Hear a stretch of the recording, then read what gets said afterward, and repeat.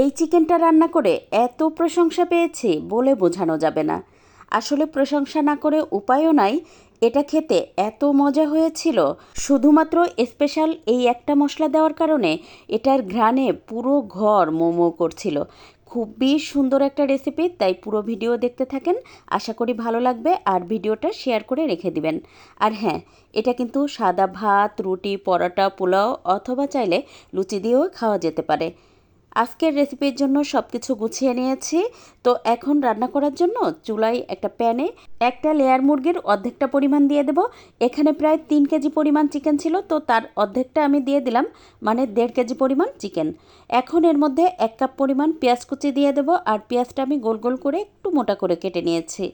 সাথে দিয়ে দেবো 2.5 টেবিল চামচ পরিমাণ আদা রসুন বাটা, সেই সাথে দিয়ে দেবো 1 টেবিল চামচ পরিমাণ শুকনো মরিচ বাটা, তার সাথে দিয়ে দেবো স্বাদমতো লবণ, আরও দিয়ে দেবো হলুদ গুঁড়া 1 চা চামচ, 1 চা চামচ পরিমাণ ধনে গুঁড়া, 1 চা চামচ পরিমাণ জিরা গুঁড়া, সেই সাথে দিয়ে দিলাম তেজপাতা, এলাচ, দারচিনি, লবঙ্গ, আরও দিয়ে দেবো গোলমরিচ, তার সাথে দিয়ে দেবো বড় এলাচ একটা।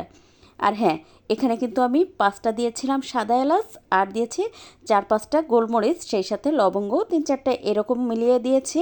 আর দিয়ে দেবো মাত্র 1 টেবিল চামচ পরিমাণ রান্নার তেল। তারপর খুব ভালোভাবে এটা আমি মেখে নিয়ে ঢাকনা দিয়ে ঢেকে 20 মিনিটের জন্য রেস্টে রেখে দেব। আর এখানে কিন্তু 1 টেবিল চামচের বেশি তেল দেওয়া যাবে না, তাহলে কিন্তু অনেক বেশি তেল হয়ে যাবে। আর আমি যেহেতু মুরগির চামড়া সহ নিয়েছি, তাই এর থেকে বেশি তেল কোনোভাবেই লাগবে না। তারপরে 20 মিনিট পরে চুলাটা হাই রেখে আমি 5-6 মিনিট জাল করে এই তো ঢাকনাটা খুলে একটু নেড়ে মিশিয়ে দিয়ে দেবো 2-3টা কাঁচামরিচ, আর দিয়ে দেবো 5-6টা দেশি রসুন। এবার আবারও ঢাকনা দিয়ে ঢেকে এটা 5-6 মিনিট কষিয়ে নেব, আর একটুখানি করে নেড়ে দিব। মাঝে মধ্যেই এভাবে কিন্তু ঢেকে ঢেকে বেশ খানিকটা সময় কষিয়ে নিতে হবে আর নেড়ে দিতে হবে। যেহেতু এটা শক্ত চিকেন, তাই এটা সিদ্ধ হতে অনেক বেশি সময় লাগবে।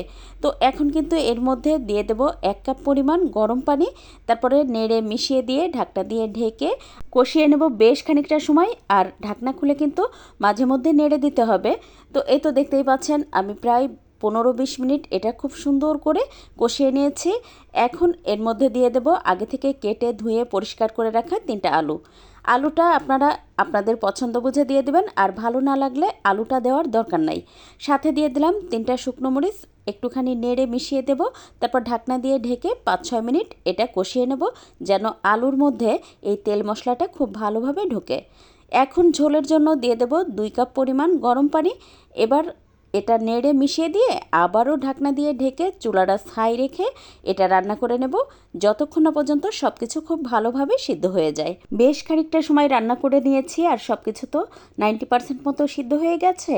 এবার এর মধ্যে দিয়ে দেব মুরগির যে ডিমটা ছিল সেটা। এখন তো শিলপাটায় বেটে নিচ্ছি ভাজা পেঁয়াজ, রসুন, গোটা জিরা আর তেজপাতা, সেখান থেকে 1 টেবিল চামচ পরিমাণ দিয়ে দেব। আর দিয়ে দেবো 3টা কাঁচামরিচ, সেই সাথে দিয়ে দেব 1 চা চামচ পরিমাণ গরম মশলা গুঁড়া। এবার এটা একটু নেড়ে মিশিয়ে দিয়ে ঢাকনা দিয়ে ঢেকে আরও 5-6 মিনিট রান্না করে নেব, যেন সব কিছুর ঘ্রাণ এই মাংসের মধ্যে খুব ভালোভাবে ছড়ায়। যে কোনো মুরগির মাংস অথবা মাছ রান্নায় যদি এই ভাজা পেঁয়াজ মরিচটা দিয়ে রান্না করা যায়, তাহলে তো যে কোনো রান্নার স্বাদ বেড়ে যায় বহুগুণে। আর এই মশলাটা দেওয়ার কারণে চিকেনের যা ভালো একটা ঘ্রাণ আসছিল, বাসার সবাই তো বলছিল দ্রুত রান্না শেষ করো। আর এটা তো রান্না করার সময় মনে হয় 3 প্লেট ভাত খাওয়া যাবে শুধুমাত্র এই চিকেন দিয়ে। আমি তো আগে রুটি ভেজে তারপরে রুটি দিয়েই খেয়ে নিলাম, পরে একটু সাদা ভাত নিয়েছিলাম, সেটা দিয়েও খেতে অনেক ভালো লেগেছিল। এভাবে ছোটোবেলায় দেখতাম আমার নানি রান্না করতেন দেশি মুরগি দিয়ে, আর খেতে অপূর্ব হতো। আমার তো আর হাতের কাছে দেশি মুরগি এখন ছিল না, তাই আমি এটা লেয়ার মুরগি দিয়ে করেছিলাম। আপনারা চাইলে এভাবে রান্না করে দেখতে পারেন, ইনশাল্লাহ অনেক ভালো লাগবে। আজ এ পর্যন্ত, কাল আবার নতুন কোনো ভিডিও নিয়ে দেখা হবে ইনশাল্লাহ। সে পর্যন্ত সবাই ভালো থাকবেন, সুস্থ থাকবেন। আল্লাহ হাফেজ।